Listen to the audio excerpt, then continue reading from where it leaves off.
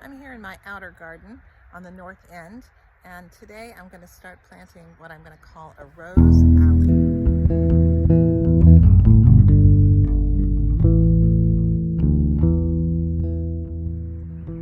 I'm hoping it'll be visible every time we drive in through that opening in the fence. Here's the view from the opening.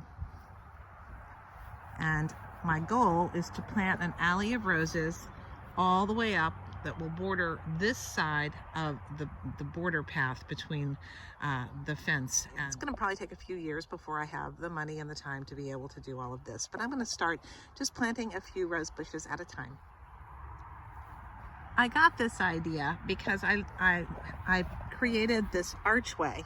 This archway, I'm growing hops up for my husband to make beer.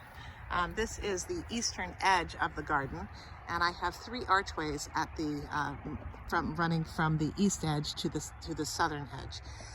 This archway, I thought, would be really nice to have covered with vines, and as you look up on the border, I have a mixture of vegetables, herbs, and flowers growing all along the fence line of the garden. I then planted these.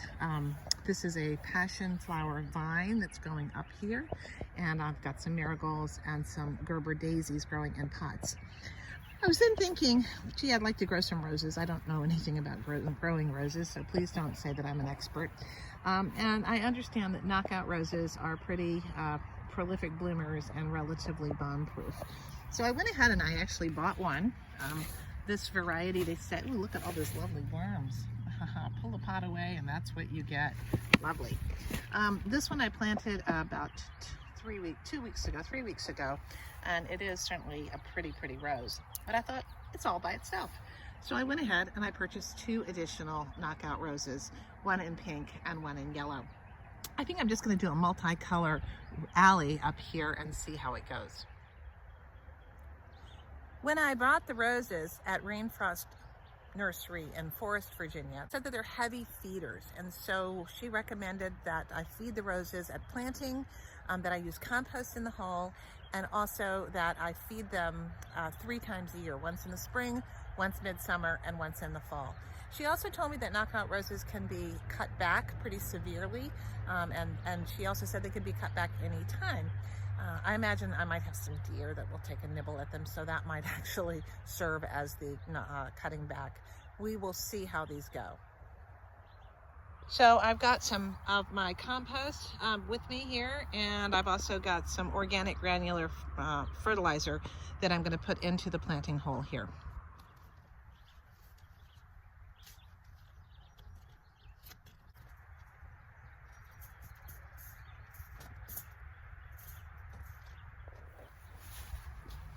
You want your planting hole to be wider than your plant, and you want the soil line to be about even with where the soil line is. So you're not going to bury this deeper.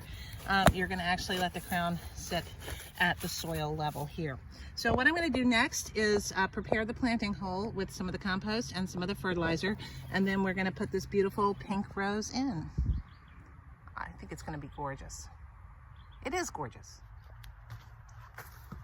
I'm going to firm this in real well.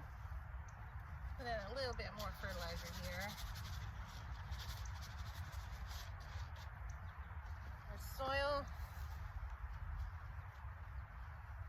The soil will settle some.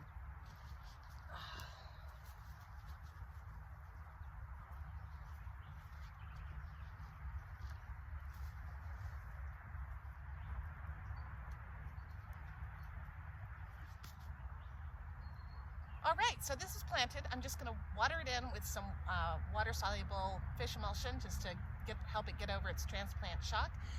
Then I'm going to water it each day or so for the first couple weeks while it really begins to get established. I hope you will check back and see how this rose alley is coming along, and consider liking the video, and please consider subscribing. Thanks for watching today. Bye. People ask me, am I ever going to stop planting